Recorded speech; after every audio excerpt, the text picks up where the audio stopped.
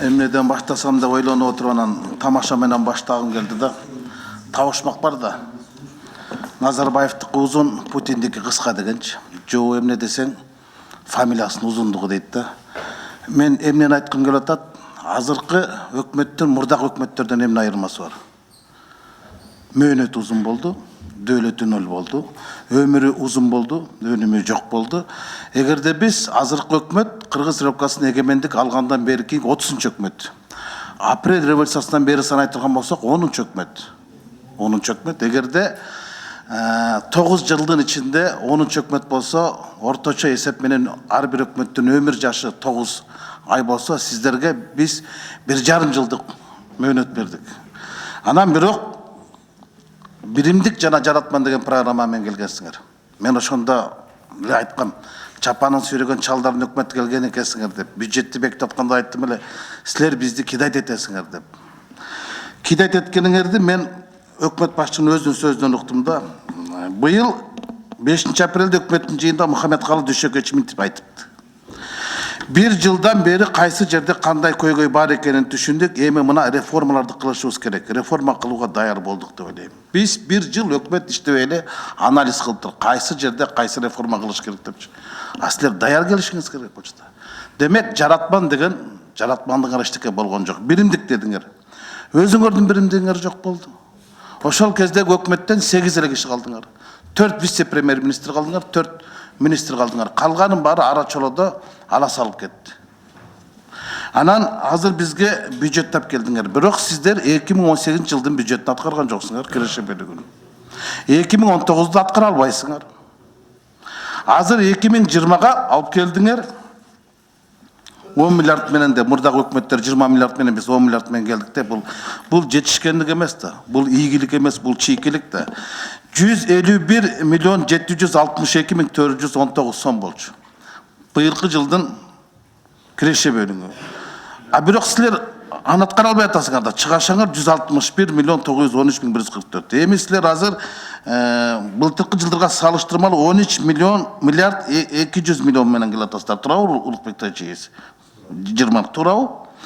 Анан сиздер 2019-дун бюджети азыр выпадение мен эсебим боюнча 7 миллиардка жете турган болсо, 13 миллиард кошо турган болсок 20 миллиард. Акчаны силер кайдан табасыңар, мен түшүнбөйм. 19-дун акчасын киреше бөлүгүн аткарбай жатып, 20-да амбициялык пландар менен келе атасыңар да. Анан өкмөт башчы быйылкы жылы ушул отчет берип атканда мынтип айтты. Өзүнүн сөзүн бир дагы тамгасын бурбай окуп берейин. Макроэкономикалык көрсөткүч боюнча 4%дан кем эмес ички дүң өнүмүнүн өсүшүнө жетебиз. Биринчи кварталдагы жыйынтык боюнча ички дүң өнүмүнүн көрсөткүчү 4,1% болду. Кудай буйруса, ушундай ыргак менен бара турган болсок, биздин быйылкы жылдык ички дүң өнүмүнүн деңгээли 600 миллиард сомдон ашуун көрсөткүчкө жетет. Экспорттун деңгээлин 2 миллиард сомдон ашырабыз деп жатабыз. Тышкы соода жүгүртүүнү 2 миллиард сомдон ашырабыз. Орто мөөнөттөгү план боюнча кийинки жылы 2019 жылдын жыйынтыгы боюнча таңкыстыгы жок бюджет кабыл алабыз деген оюм бар деди. Ким күнөөлүү? Эмне үчүн таңкыстык менен бюджетти кабыл алып келе атасыңар? Өкмөт башчы айтып атат. Bunun bardығы бүгін күндегі өкмет, жанагы менин кесиптешим Улукбек Зулпукарович айтты, кургак цифралары менен келдиңер. Анан Улукбек Тойчиевич, сиз өзүңүздүн баяндамаңызда айтып кеттиңиз да, 2020 жылы айлык баяналардын көтөрүлүшү боюнча 4 ведомство депчи. Кайталап коюңуз, кайсы министрликтердеги айлык баянасынын көтөрүлүшү боюнча каралып атат? Мен жана көрсөтүп кеткен 4 министрлик бул өзүңүздөр мыйзамды кабыл алып бердиңиздер. Бул 2020 жылдын 1 январынан баштап ички иштер кызматында кызмат өтөө жөнүндөгү бул ички иштер министрлиги, салык полициясы, анан ГСИН. Ал эми бажынын ал жерде айлык акысы көтөрүлбөйт, ошолорго тең элет. 3 неменеке. Андан башка бул жана 4 министрлик. Анан негизги бул айлык көтөрүлгөн бул билим берүү министрлигинин билим берүү системасындагы бардык кызматкерлер, ошо 120 миң кызматкер, анын ичинде билим берүү министрлигине да кирип кетет, анча башка ведомстволордо да жана ведомстволук бала бакчалар, жанагы колледждер, лицейлер, андан башка жанакы ошол даярдаган Анықтым. Ал боюнча маалыматым бар. Эми сиз айткан Ички иштер министрлигинде, ГСНде, салык балсасында, бажы немесинде эң көп коррупция ошол жерде. Кыргызстандагы статистика боюнча коррупциянын өсүш деңгээли боюнча министрликтин алдында ат бербеген, алдына салдырбаган министрликтердин айлык маянасын көтөрүп атасыңар. Анан айлык маянанын орточо көлөмү деп атасыңар 2020 жылдын бюджетинде средняя зарплата 17.955 сом дейт да, 18.000 сом. Мен ушуга таптакыр шенгим келбейт. Мына маданият министрлиги бар. Кыргызстандагы эң жарды министрлик ушул. Орточо эсеп айлыгы 6.000-7.000 сомдун тегерегинде. Тарых музейине барсаңыздар 3.000 сомдук, 4.000 сомдук айлыктарды көрсөңөр. Эмне үчүн маданият министрлигинде биз айлык маянасын көтөрбөйбүз? Мугалимдердикин көтөрүп атабыз жакшы, ак халатчандардыкын көтөрүп атабыз жакшы. А маданияттын бизге кереги жокпу? Өткөндө дагы чыктыңар ушу Америкада маданият министрлиги жок экен, Англияда жок экен деп уже башташты да, буну эми ликвидировать этип салыптычы. Американын өзүнүн маданияты жок да. Ал кечээ пайда болгон мамлекет да. Көчүп барышканда. А бизди маданият деген манастан ары барат да. Анан сиз безопасный город боюнча айттыңыз, 2020-га канча акча каралып атат? 2 миллиард 72 миллион сом каралып атат. Кандай каралып атат? Түшө турган акчабы же бул? Прогноз боюнча түшөт. Прогноз боюнча. А быйылкы канча каралды эле? 600 миллион. Быйылкы жылга азыр мен айтып берем. 1 миллиард 1,2 миллиард каралган быйылкы жылга. А канча чогулду? Бүгүнкү күндө 370 миллион чогулду. Канча недостаток? Жылдын аягына чейин дагы общий сумма 600 миллиондой болот деп атабыз. Мына силер атыл элек айдын терисин бөлүп атпайсыңарбы? Коопсуз шаардар ушунча түшөт деп атасыңар. Азыр эми коопсуз өлкөнү киргизип атасыңар, жоопсуз өлкөнү. Эмне үчүн түшпөй атат? Анткени мен башында айткам, бул фирма менен бул шерба деген. Азыр экинчи төндөрдө өткөрдүңөр. Президентибиз Сооронбай Шарипович айтты. Санариптештирүү боюнча болгон орток зал эл аралык жыйында айтты. Адамдын жеке маалыматы, коопсуздугу сакталыш керек деди. А силер Кытайдын компаниясына тендерди бердиңер, келишимди түздүңөр. Алар наличный акча төлөштү. Айрда чоң маселе бар болчу. Мына чоң тендерлердин бардыгынан иш козголуп атат. ГРС иш козголду. Кече көмүр боюнча иш козголду. Чоң тендер бар жерде чоң саясат бар, чоң коррупция бар. Буну өзүңөр аныктап атасыңар. Элдер көрүп. Кошумча маалымат берип кетсек, Рыскел Чындыбекович, бул болсо эмки жылга каралган каражат, бул киреше бөлүгүндө дагы, бюджеттин чыгаша бөлүгүндө да каралат. Эгер болсо азыраак сумма түшкөн болсо, анда чыгаша да аз болот. Бирок проект аткарыла берет. Силер жалган маалымат менен өлкө башчыбызды уят кылып атпайсыңар. Мисалы, Жеңиш Разаков өнүгүү фракциясынын жыйында айтты, жол кырсыктары былтыркы жылдырга салыштырмалуу 16%га көп болду деди. 2 күндөн кийин премьер-министр айтып атат 46%га өсүп аз болду дейт. Мен кимисти ишенерин билбейм. Же Разаковго, же Абылгазыр бирөөсүн ишенишим керек да. Антейин десем, айтып атасыңар жол кырсыктары азайды деп. Но Бишкек шаарында эле сентябрь айында 10 киши набут болду жол кырсыктарынан. Буну жашырып атасыңар. Азыр октябрда канча киши болду? Чыныбекович. Жалган кое туруңуз, мен сүйлөп атам да. Биз бюджетти сүйлөп атабыз да. Сиз уруксат алып сүйлөңүз. Жалган фактылар менен алдап атпайсыңарбы? Мисалы, тендерди 5 миллиард сомго безопасный город, безопасный странаны чыгарып атасыңар дагы 2 миллиард сомго утуп атат кытайский компания. Анын эмне үчүн ал кирешеси жок кирип атат? Мүмкүн биздин адамдардын маалыматы, унааларды маалымат алар үчүн керектир. Коопсуздук жагын карадыңарбы? Караган жоксуңар да. Эмне үчүн Орусиялык компания 5 миллиард, а Кытайдын компаниясы 2 миллиард берип атат? Ортосунда 3 миллиард разница болуп атат. Эң чоң саясат ушул жерде жатат, диттинөлүгү. Бардыңар билмексен боло турасыңар да. Эми айттыңыз. Мынакей, силер айтып атасыңар, мына фонд государственного имущества бар. А силер буну дагы улуттук компания түзүп алдыңар, национальный управляющий компания. Биз холдингти жок кыла албасак, мыйзамсыз, мыйзамы жок түзүлгөн холдинг жерде бизде мыйзам жок. холдинг өз акционердик коом. Ошону ликвидировать эткилсек, мына 2 жылдан бери убада бересиңер, бирок жок кылып отуруп кайта жаңы түзүп атасыңар. Департамент регистрация транспорттук средствосу жойдуңар да кайта унааны алып келип койдуңар. Орун алмаштуудан сум өзгөрбөйт да. Бир нерсени жоюп атасыңар, бир нерсени ордуна коюп атасыңар, бирок ал жерде өсүш эчтеке болбой атпайбы? Эч кандай өсүш болбой атпайбы? Анан кантип ушундай бюджет менен биз да алдамчы болуп атабыз, силер да алдамчы болуп атасыңар. Албай алдына жараша дегенде эле силер деле аткаруу бийлиги мындай акыл калчап, мынчалык мен ишенбей турам да ушул 2018-2009 бюджетін аткара албай туруп, анан 2020-га анан кантип 163 миллиард 170 чыгар мен келип атасыңар. Мен так түшүм келбейт. Анан силер шардана кеп кылып атасыңар да биз мурдагы өкмөттөргө салыштырмалуу дефицитти азайтып алып келдик депчи, мурдагы өкмөттөр 22 миллиард менен алып келсе биз 10 миллиард менен кирип атабыз деп. Силер аткарбай чыгып атпайсыңар. Ошол эле болуп атпайбы? Калпычы болуп атпайсызбы? Эл алдына калпычы болуп атпайсызбы? Мындай жашынакайлык эми айлык баянанын орточо көлөмү 17 миң. Мен ишенбейм. Прожиточный мен 5063 сом деп атасыңар. ВВП на душу населения 1490 депчи. Эми булардын бардыгын ушунчалык кереги бар беле жок беле? Биз 19-дукун азыр 6 айдын көлөмүндө канча выпадение? Мулукбек Точевич, канча минус менен келе атабыз? 9 айдын жыйынтыгы боюнча 6,8 миллиард. 6,8 миллиард карыз менен келе атабыз. Былтыр жылы боюнча 6,7 миллиард менен карыз менен чыкканбыз. Жыл этегине чейин бул 8-9 миллиардка барат. Силер азыр декабрда биринчи кварталдын салыгын төктүрүп баштайсыңар.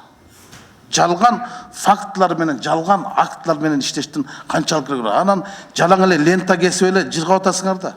Ачылыш кылып эле. Эми тушоо кесүү жагына барбасаңар эле болду. Кудай сактасын. Ленталар түгөн калып.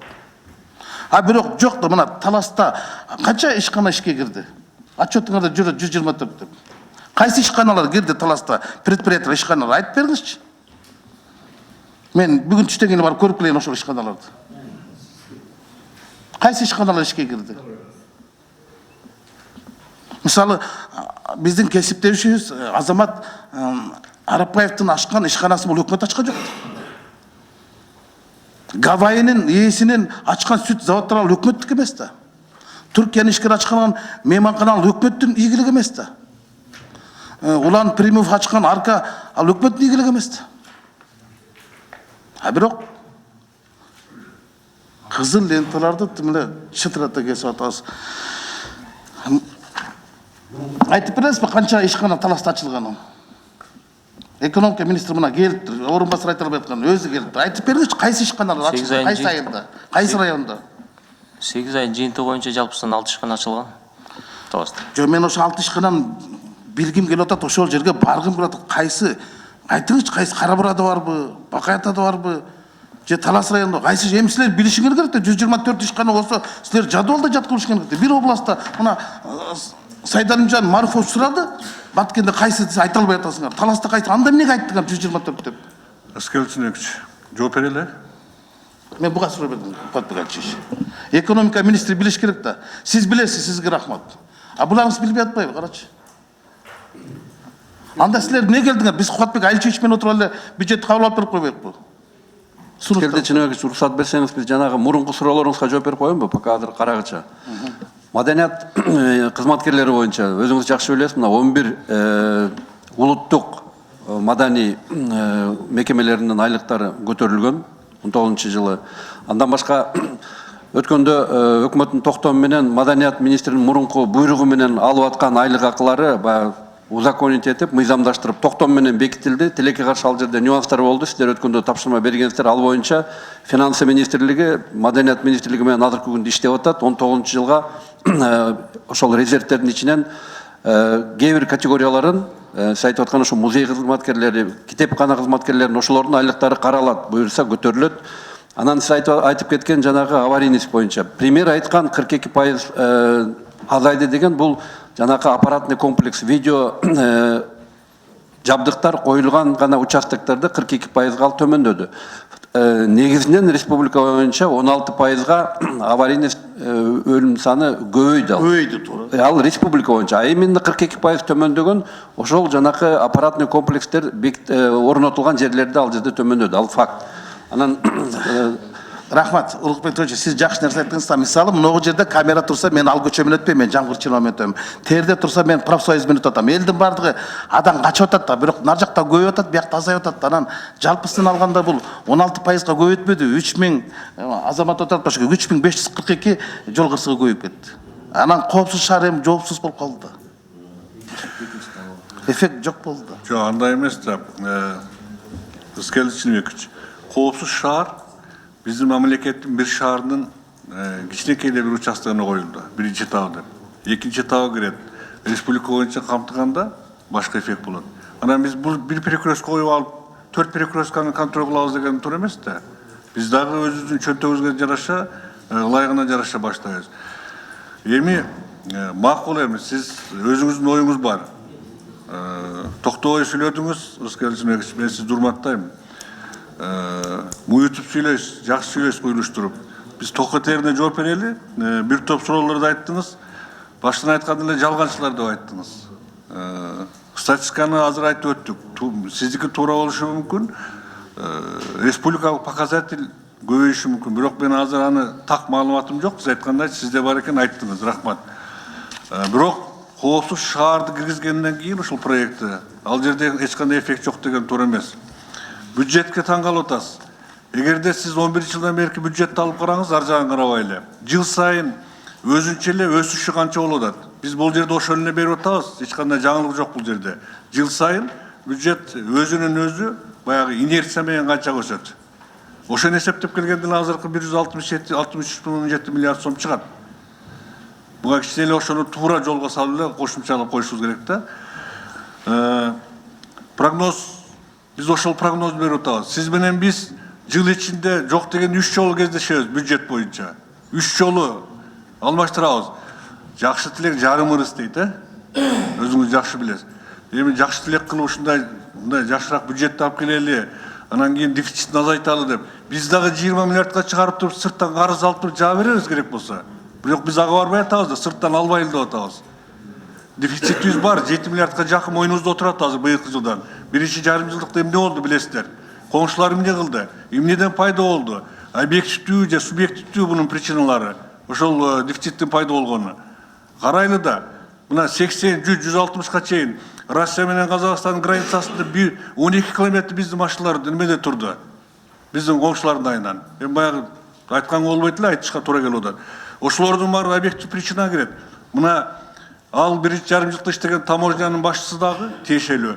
И налогдун башчысы да кетти. Балдар келип иштеп атат.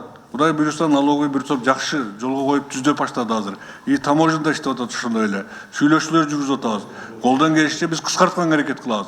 Эгерде мурункулардай кылып иштей турган болсок, биз 7 миллиардты сырттан алып келип туруп, карыз алып туруп, постоянно берет билесиздер, Дүйнөлүк банк. Ошондой болду жаап койсок да болмок. Биз ага барбай атабыз да, карыз көбөйбөсүн депчи. Бул жагын туура түшүнсөңүздөр жакшы болот да. Анан кийин коопсуздар Кудай буюрса берет өзүнүн эффектисин. Туура, кооптулугу жагына сиздер билесиздер, тендерный комиссиянын ичинде ГКМнын представители, башка керектүү спецслужбалардын представителдери отурат. Ошолор карайт. Анан кийин азыр биз аз бергенге бербей туруп, тендерде көбүрөөк бергенге берсек, сиздин эле коллегаларыңыз общество эмне деп чыгат? Эмне үчүн 2,5 берсе, сен 5ке бердиң деп айтат, туурабы? Палка двух концов, орусча айтканда. Өйдө тарсаң өгүзүлөт, ылдый тарсаң араба сынат да, өкмөттүн бүгүнкү акыбалычы. Биз мына мыйзамдарды толтура жазып келип туруп, ушуга келип такаганбыз да. Бул мыйзамга тооруласаң, наркы мыйзамга каршы келесиң. Айла жок чыгып атабыз. Эми биз азыр инициатива кылып атабыз, мыйзамдардын баарын инвентаризация кылып, бир төпкө келтирбесек, ушул баягы кейпибизден кеткидей эмеспиз. Анан кичине сабыр кылып туралы, результаты болот. 2 миллиард 100 миллионду биз киргизгенибиз, биз ошол ага чейин Кудай буюрса экинчи этаптын дагы коопсуз шаардын кээ бир объектилери кирип калат деп атабыз. Ошолор кирсе поступление көбөйөт депчи. Койгондон кийин настройка кылыш керек, аларды өзүңүз жакшы билесиз. Техника деген техника. Ошолордун баардыгын жасап келип туруп киргизсек, тилегибиз бар, 2 миллиард 100 миллион алсак дегенчи. Мүмкүн жетпей калышы мүмкүн. Анда жарым жылда сизге келебиз. Мына жетпей калдык. Буну биз башка жагынан жабалы, оны оңдойлу болду деп. Биздин акыбыз бар, 2 жолу 3 жолу поправка кылганга бюджетте. Сиздер менен чогуу. Ошондуктан ушул жагына эми туура мамиле кылып көңүл буруп коюңуздар. Эми лента кесүү мындай да. Барбай койсоң айтат, өкмөт элден ажырап кетти, мен асманды карап мындай чакырган жерге барбайм. Айтпайм. Барса лента кесип эле жүрөсүңөр дейсиңер. Эмне үчүн жакшылыктарды биз элге көрсөтпөшүбүз керек? Эмне үчүн ал жерге лента көзүп тамак ичкени барбайбыз? Биз барабыз ал жерге бизде болуп аткан жакшы иштерди, идеологияны жакшыртып элге айтып берели деп. Бир жылкы монча мектеп бүтүп, мынча соц объект, таза суу, президенттин саясаты боюнча 23 жылга чейин бардык айылдар таза суу менен камсыздайбыз деп атабыз деген сөздөрдү айталы деп барабыз. Ал жерден эми жарым мүнөттүк иш лента кесип билесиз да. Анан кийин эми ишкерлердин ачкан ишканасы өкмөттүк эмес, өкмөттүкү, баарыбыздыкы. Эмнеге дегенде, өкмөт бүгүнкү күндө биздин экономиканын саясаты боюнча эч качан ишкана ачпайт. Өкмөт ошого шарт түзүп берет. Ошол шарт түзүлүп аткан үчүн ушул ишканалар ачып атат ошо ишкерлер. Ошону биз бүгүнкү күндөгү өзүбүздүн экономиканын саясатын туура түшүнсөк, өкмөт эч качан ачпайт. Соц объекттерди салып атабыз. Башкаларын кылып атабыз өкмөт тарабынан. Проекттерден жасалып атат, башка жактан кылып атат. Бирок өкмөт андай ишкерлер ача турган ишкананы салууга биз Кудай буйрса шарт түзүп беребиз. Шарт түзүү боюнча баягыдан бери сизге чейин дагы бир топ депутаттар суроо бердиле. Экономика министрлиги башкалар жооп беришти. Жылдан жылга шарт жакшырып атат. Буну жашырганда эмне? Эми кааласа көрөт экенбиз, каалабаса көрбөйт экенбиз. Мамлекетте болуп аткан жакшылыкты. Мен ойлойм, өкмөт эле жыргатып ушунун баардыгын өкмөт жасап салды деп. Муну баарыбыз, мына сиздер безилдеп, кыйкырып, сүйлөп көрүнгөн жерде көтөрүп аткан үчүн ушул иштер болуп атат. Ошону жасаган аракет кылып өкмөт жүгүрүп аткан үчүн ошол иштер болуп атат.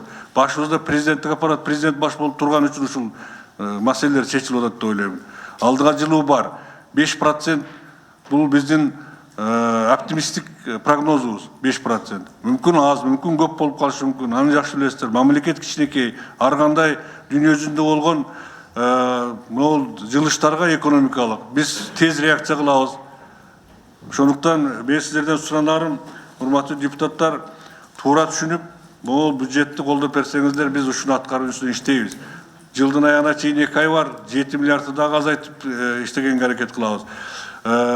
Туура түшүнүңүздөр, биз дефицитти жок деп атканыбыздын себеби биз сырттан мурунку жаап жүргөн маселелерди албай эле карызды деп атабыз. Ушуга сиздер колдоп берип койсоңуздар, биз ушунун үстүнөн иштейбиз, Кудай буйрса. Рахмат көңүлүңүзгө. Сиз Кубатбек Айылчевич баяндамаңызга караганда мага көбүрөөк убакыт жооп бердиңиз да. Мен бир жалган нерсени айткан жокмун. Мен Мухаммедкалый Дүйшекевичтин апрелде 5 апрелде өкмөттүн жыйынында айткан сөзүн сөзмө сөз тамгасын бузбай окуп бердим. Анын жогорку кеңеште бир жылдык отчетун бергендеги сөзүмдү айтып бердим. Коопу шаар боюнча мен дагы жалганчылап атабыз, бирок тетердеги зам министр айтып атпайбы? 900 миллион сом түшпөй калды. Азыр 300 миллион 1 миллиард деп. Анан кийин сиз эффект бар деп атасыз, деги эффект жок деп атат. Анда мен калпчы болбошум керек да. Анда башка киши калпчы болуш керек да. Коопу шаардан түшө турган акча быйыл түшпөй калса мен эмне үчүн калпчы болушум керек? Сиз калпчы эмессиз. Жок. Сиз айттыңыз, жакшы сөз жарым ырыс деп, жакшы тилек деп, туура. Мен да жакшы тилейин. Жакшы иштеп кеткиле деп мен деле добуш берем. Бирок коомчулукта ушундай сөз болуп атат да. Лента кескенди мен сындаган жок, мага чейинкилер сындап салды да. Бирок ошондойдон алысыраак болгону соңго дейм. Элдин пикири башка, эксперттердин пикири таптакыр башка болуп атпайбы? Коомдун пикири башка, оңдун пикири башка да. Ана сиз мындай сүйлөгөндө мындай басым жазап мени мындай базактабай эле, какшыктабай эле айланып тийишип атпайсызбы? Мен сизди этият болууга чакыра турам да. Мен сүйлөсөм сиздерде болуп актылар менен сүйлөбөйм. Жалган. Мен фактылар менен сүйлөп атам. Көчөдөгү болгон чындыкты, көргөн чындыкты айтып атам. Эмне калппы? Мен кайсы жерден калп айттым? Анда далилдеп бергиле. Анда эгер ошончолук эле мен калп айтып силер чын айткан болсоңор, келгиле кайсы бир сөзүмдү стенограмма алып сотко бергиле. Мен ошону сотто доказать этип берейин. Эми силер айтып алып келип атсаңар, өзүңөр мойнуң аркылуу атасыңар. Мына 7 миллиардка чейин барып азайтып атасыңар. Былтыркы биз 3 жолу колдоп бердик да, 2 жол бюджеттикерди колдоп бердик, 2 жол силерди колдоп бердик. Эми 3-үчү жолу колдоп берди атасыңар, дагы деле колдоп берип атабыз. Анан кайсы жерде биздин күнөө атат? Анан айтканда айтып атпайсыңар, силер чыгарып берген токтомдор, силер чыгарып берген деп күнөөнү бизге өткөрүп атасыңар да, жогорку кеңеш күнөөлүү депчи. Ошол ортодо, эки ортодо биз жогорку кеңештин депутаттары дагы эл алдына башыбыз шылкыйып калды. Бизди көбүрөөк ашатып атпайбы силерге караганда? Биз силерди көбүрөөк ашасак, силер элге кошулуп бизди ашатып атпайсыңар. Биз силерге болушабыз деп бизге өзүбүзгө болуша турган кишини таппай калбадыкпы? Элиталар да атпайбы бизди, какшыкташып. Ошон үчүн айттым. Эми мен албетте кандай болгон күндө деле биз добуш берген өкпөсүңөр. Биз эки башка мамлекеттин адамдары эмеспиз. Мен деле чийкилик каалабайм, ийгилик каалайм. Бирок мына фактыларды эл эртең ушунун калпы чыгып калат да. Тарпы чыгып калат да. Ошондо мындай жакшы даярданып келсе деп, мына азыр экономика министриңиз караңызчы, Куатбек Айчевич. Эч даярдыгы жок келишти. 124 компаниянын кайсы иштикке киргенин билбей отурат. Баткенде кайсы талашса жалпы саны 6 дейт. Ушу кантип отчетко келет анан? Ийгилик каалайм, рахмат. Ачуу кетип калсам. Сиз калпычы болгон жоксуз. Сиз фактын айтып атасыз, туура айтып атасыз. Мүмкүн биздин ошол кээ бир жыйналыштарда айткан сөздөр туура эмес айтылып, анан сиздерге туура эмес факт жетип калышы да мүмкүн да. Мен жана айтпадым, менде жок. Мен тактайын, анан кийин сизге мен личный өзүм телефон чалып же болбосо мындай айтамын. Чындап эле кандай экен ситуациячы. Анан эми цифраларда кээде ошондой келишпестик болот. Мына 126 атат, менде 132 жалып жүрөт. Биздин өзүбүздө бар андай кемчилик. Мен аны моюнга алам. Бирок мен сизди эч калпычы деп айткан жокмун. Бирок жанагы маселелерге көңүл буруп койсоңуздар.